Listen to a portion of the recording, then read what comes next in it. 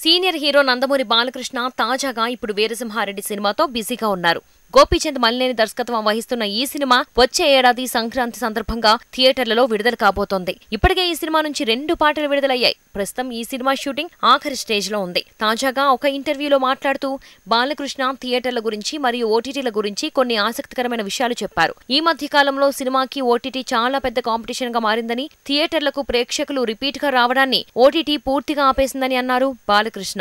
ఇప్పుడు థియేటర్లోకి ఎంతమంది వచ్చి సినిమాను చూస్తారు అనేది ప్రశ్నార్థకంగా మారిందని, సినిమాలకి ఓటీటీ పెద్ద కాంపిటీషన్ గా తయారైందని, అందుకే మంచి సినిమాలు తీయాలని అన్నారు బాలకృష్ణ. అంతేకాకుండా టికెట్ రేట్లను కూడా ప్రేక్షకులు కొనగలిగే విధంగా ఉండాలని, పైగా థియేటర్లలో సినిమా చూడడం వల్ల ఉండే ఎంజాయ్మెంట్ వేరుగా ఉంటుందని, అప్పుడు ఖచ్చితంగా ప్రేక్షకులు థియేటర్లకు వస్తారని అన్నారు బాలకృష్ణ.